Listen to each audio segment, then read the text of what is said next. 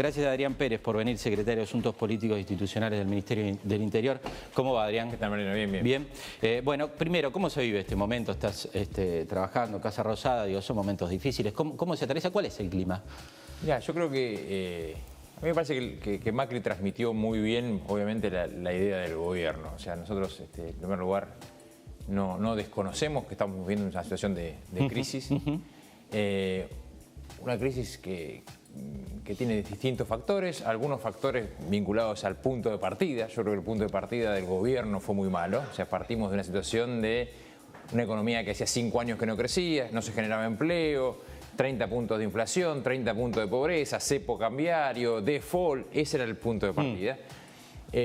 Errores propios y una situación internacional que no acompaña, al contrario te castiga, porque indudablemente lo que ha ocurrido con Estados Unidos subiendo la tasa de interés, la guerra comercial entre China y Estados Unidos, los fondos de inversión retirándose de las economías emergentes y yéndose a los lugares centrales como Estados Unidos, ante una situación en general global complicada para las economías emergentes, agravado en el caso de Argentina por sequía en el último tiempo y crecimiento del precio del petróleo. Y nosotros, la verdad, que importamos petróleo y además un motor fuerte para nosotros es el campo. Todo eso ha configurado una situación complicada. Yo creo que la Argentina eligió un camino que parecía el camino más razonable, que era ir gradualmente ordenando la macro. Y en algún momento la realidad nos dijo, miren muchachos, hay que apurarse, ordenar la macro y ya no hay más financiamiento para ustedes. O sea, se sostuvo durante bastante tiempo con financiamiento externo. Hoy ese financiamiento no existe, el único financiamiento que hay es el del fondo y ahora hay una negociación con el fondo para adelanto de esos fondos y además nosotros la necesidad de, en la crisis, tener que acudir a nuevos impuestos, como es retenciones, que son los sectores que hoy mejor están, producto de la devaluación, para afrontar un momento difícil. Sí, que ayer el presidente dijo, no es lo que queremos, no es la política que queremos llevar adelante, pero hace falta tampoco hubiésemos querido llegar a esta situación. El año pasado parecía que la economía comenzaba a normalizarse. Entonces, si nosotros teníamos, la economía había empezado a crecer, creció 3 puntos, la mayoría de los sectores, porque empezó con el crecimiento del campo y de la obra pública, pero después los sectores industriales crecieron, creció el empleo, hubo 500.000 puestos de trabajo nuevos, pero después vino la corrida y no salimos de esta situación complicada, en donde además los fondos que vinieron en un momento a la Argentina porque parecía un país que empezaba a recuperarse, se retraen y eso complica más la situación. Entonces, esto es explicación de afuera y errores propios, porque indudablemente... Eso te iba a preguntar. ¿Hay errores de Cambiemos y crees que, como dicen hoy algunos dirigentes, se pecó de soberbia en algún momento, que faltó abrir el diálogo con algunos sectores para tener una mesa amplia? Era una de las promesas de Cambiemos, no vamos a hablar con todos. ¿No da la sensación que se quedaron un poco encerrados? Sí, puede ser. El presidente lo plantea en su discurso, ¿no? Dice, yo en el 2017 gané y convoqué a todos. Y de ahí intentamos trabajar en 3 ejes. Uno es el tema de la transparencia, la lucha contra la corrupción, el otro es el ordenamiento macro. Y yo creo que hay que seguir trabajando en la idea de un gran acuerdo, que me parece que lo que planteabas vos, no solamente desde la política, sino otros actores, los actores sociales, es muy importante. Es muy importante, es tan importante como difícil, también hay que decirlo, ¿no? Porque no es que uno dice, mira, hay que acordar 5 grandes ejes en Argentina. De todos parecería decir, bueno, pero claro que hay que hacerlo, porque la Argentina es un país siempre fracturado, dividido, así no se puede. Ahora, luego cuando lo querés llevar a la práctica no es tan sencillo y nosotros tenemos que ahora ponernos de acuerdo en algo tan sencillo como es el presupuesto y no va a ser fácil. Claro. Adrián, entonces, cuando en esto del presupuesto y en toda la serie de modificaciones que tuvo que tomar el gobierno desde el gradualismo hasta el shock, digo, como en el gradualismo ustedes aplicaban esta negociación gradual, ¿vos no creés que en este proceso de shock no necesitas también una negociación mucho más de shock, es decir, a los bifes, gobernadores, peronismo? A ver, ¿cómo nos planteamos acá? Sí, creo que sí, pero creo que lo está haciendo el gobierno. Creo que el gobierno está tratando de plantear ahora un diálogo muy franco con los gobernadores. Sin tener ministros peronistas, ¿no? Porque no, eso también... Yo creo que además, Frigerio ha tenido un diálogo muy bueno con los gobernadores durante todo este tiempo.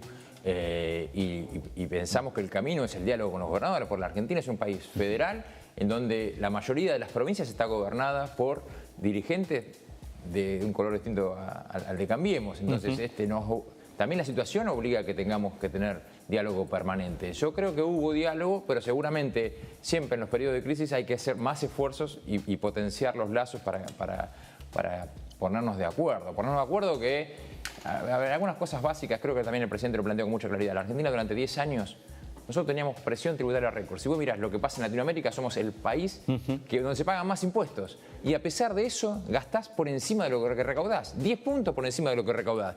Bueno, lo podés sostener un tiempo con emisiones. En algún momento se te va, digamos. En algún momento no lo podés sostener más, ¿no?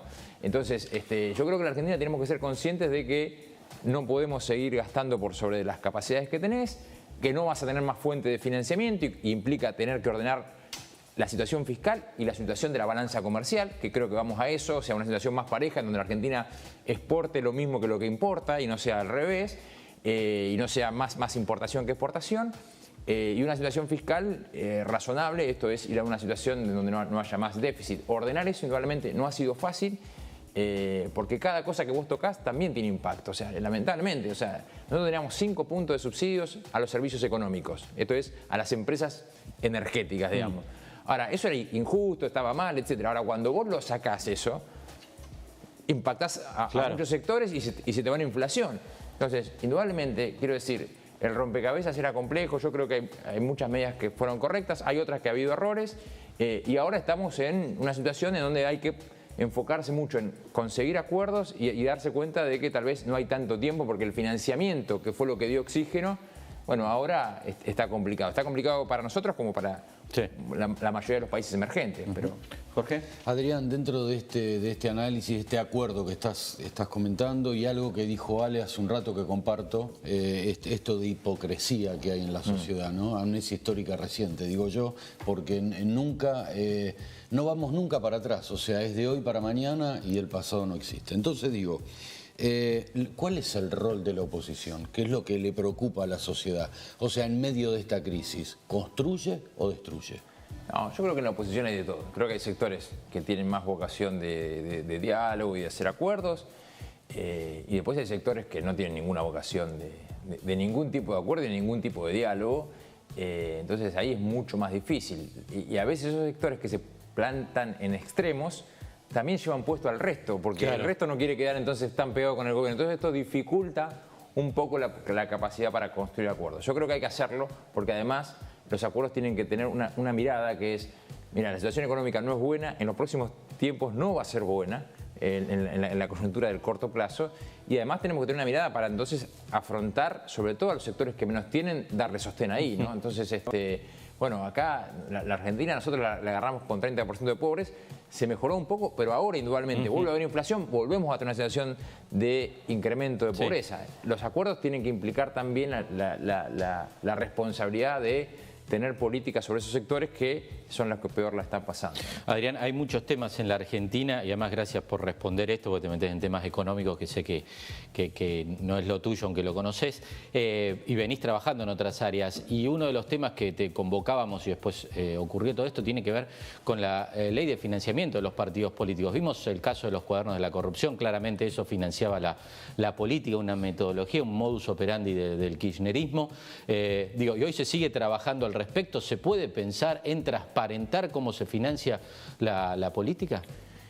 Mira, ayer estuve reunido con Delia Ferreira Rubio, que es una argentina presidenta de Transparencia Internacional, y ella me decía, mira, nosotros en Argentina tenemos que hacer algo como lo han podido hacer países más desarrollados. La verdad que el tema del financiamiento de la política es un gran problema en el mundo, ¿no? Y del cual no hay una solución.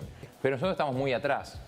Si uno mira, la verdad es que hemos tenido muchos problemas con materia de financiamiento y hay muchas cosas que se pueden hacer. Nosotros lo que hemos planteado, por ejemplo, es algo muy sencillo, que es ir a la bancarización de los aportes para, digamos, que el aporte se haga mediante transferencia bancaria, tarjeta de crédito, débito, que quede fehacientemente quién es el aportante, porque ciertamente hoy las campañas se financian un 50, 60, algunas 70% de las campañas son aportes en efectivo. Es muy difícil tener trazabilidad sobre eso. Después, digamos, entonces... ir a la bancarización es un punto, ir a darle mejores herramientas a la justicia para que controle el financiamiento es otro aspecto. Nosotros propusimos, el año 2009 se prohibió el aporte empresario, lo que ocurrió fue que las empresas siguieron aportando y creció el aporte en negro, nos parecía mejor habilitar ese aporte empresario y ponerle un tope y que sea auditado y que todo el mundo pueda saber qué empresa aportó y cuánto a cada uno. Nos parecía un mejor camino, nos sigue pareciendo, pero esto es más controvertido. Pero bueno, si no saliera este aspecto, por lo menos poder avanzar en otros. Mejor sistema de auditoría, bancarización, cruzar datos. El Estado argentino tiene un montón de datos y nadie los cruza. O sea, la justicia hace una investigación y resulta que los datos los tiene la FIP, la ANSES, la UIF, respecto del ese aportante, y le puede dar ese dato para que la justicia haga una investigación rápida y certera sobre si tiene alguna veracidad lo que están manifestando los partidos como aportantes de una campaña. Ahora, ¿se compromete la política? Pues esto no lo cumple nadie, no lo cumple el kirchnerismo, no lo cumple el masismo, no lo cumple Cambiemos tampoco. Mirá, si vos mirás los informes de campaña y de los últimos tiempos, casi todos los partidos políticos de la Argentina tienen sus informes que no están aprobados por la justicia. Claro. La justicia le dijo, mire, usted tiene este problema, usted tiene este problema. Todos han tenido muchos problemas en materia de financiamiento. O sea, yo creo que hay que hacer algo, porque además, ¿sabes qué pasa? Acá hay un problema. Está toda la política peleándose, bueno, vos hiciste tal cosa, vos hiciste tal cosa. Habrán sido de distintas magnitudes los errores, pero en definitiva lo que se te termina deslegitimando es la política. Si no le ponemos mucha transparencia a la política y al financiamiento, terminamos deslegitimando la política, que es una herramienta clave. Yo si quiero sacar un crédito, o si quiero hacer alguna transacción bancaria, o si quiero hacer alguna operación relacionada con un sistema que tiene que ver con el Estado, tanto público o las instituciones privadas, me salta rápidamente un veraz o me salta rápidamente una negativa o una positiva. Con esto que se puede llegar a proponer la bancarización, también no podemos entrar en eso. Si yo soy aportante de una asignación universal, no puedo aportar 15.000 pesos, me tiene que saltar, no, pibe. Y en más, me tienen que ir inmediatamente a los 2 minutos, caer y decir, flaco, ¿qué querías hacer? Es lo que yo digo, porque el Estado tiene un montón de herramientas, digamos, para detectar si ese aportante no puede ser porque no tiene capacidad, por ejemplo, para hacer semejante aporte.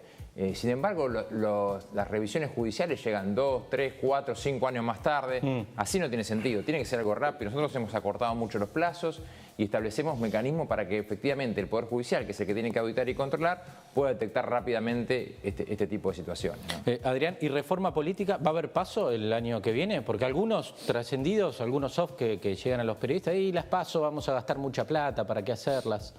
Las PASO, en cuanto al gasto, sale más cara la PASO que la general, inclusive porque tenés más oferta electoral. Claro. Y es una elección, digamos, que requiere la misma logística que la elección general, etc. Yo creo que nosotros pusimos el tema PASO en debate en algún momento en el Congreso con los partidos y no hubo acuerdo para eliminar las PASO. Las reformas electorales requieren una mayoría calificada, con lo cual tenés que tener un nivel de consenso muy importante para sacar la PASO. Hoy la PASO está, hay sectores que plantean esto, la posibilidad de quitarla, pero yo recuerdo esto siempre, ¿no?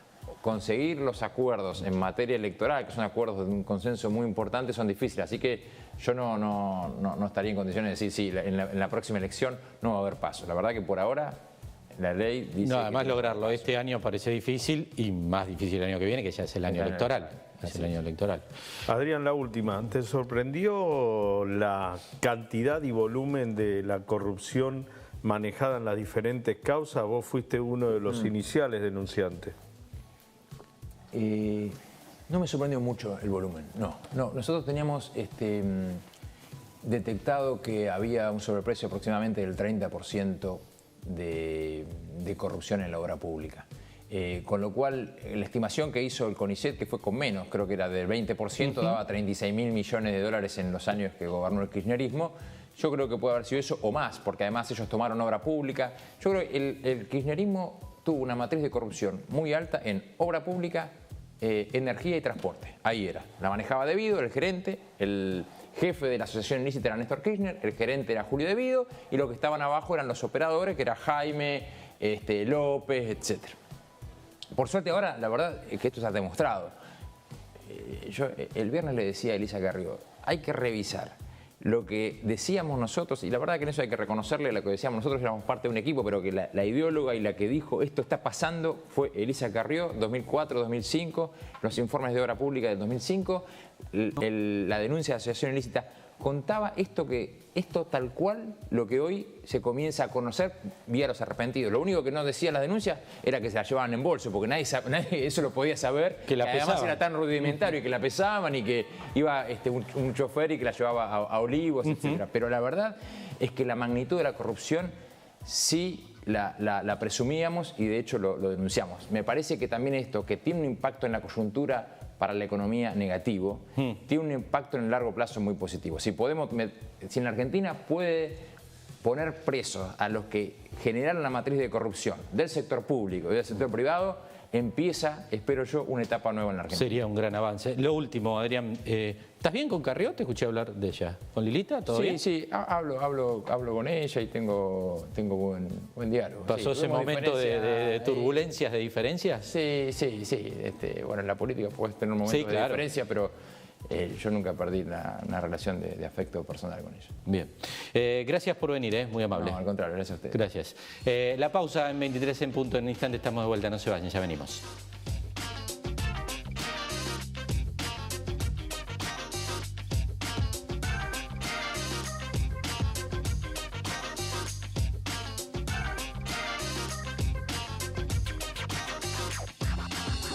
Disfrutar está bueno, ¿no? Yo elijo esto. Nada más es sentir mejor. Disfruto la adrenalina, que corre a toda velocidad por mis venas. Disfruto la euforia que me produce y esa sensación de querer más, más y más. Pero existen otras formas de sentir placer, como la adicción, que no te deja elegir y al final tampoco te da placer. Vos todavía estás a tiempo de volver a elegir. Si tienes alguna duda, llámanos y trabajemos juntos para poder ayudarte. Ya está en marcha en la provincia el Plan Anual de Vacunación. Son 18 vacunas en total y en los hospitales y centros de salud se aplican gratuitamente. Conoce más en gba.gov.ar/vacunación. Hoy más que nunca, vacunarnos es cuidarnos entre todos. Buenos Aires Provincia. Entre todos, podemos más. Estamos poniendo en valor las escuelas del municipio. Comenzamos la remodelación de 35 establecimientos educativos para que nuestros chicos aprendan en un ambiente más confortable y seguro. Lanús Municipio. Cada día un poco mejor. Llega el frío y con estos 5 hábitos simples te ayudamos a cuidarte y a pasarla bien. Vacunate si estás embarazada, si sos mayor de 65 años y también vacuna a los chicos menores de 2 años. Lávate las manos regularmente con agua y jabón. Amamantá a tu bebé. No fumes. Si vas a fumar, hacelo al aire libre. Abrí las ventanas para ventilar tu casa. Disfruta el invierno en Tigre. Más información en www.tigre.gov.ar. Tigre, municipio. Sí al 98% de cloacas. Sí al 100% de agua potable. Y sí a la menor mortalidad infantil de América Latina. ¿Te animas a seguir diciendo que sí a vivir mejor? Yo digo que sí.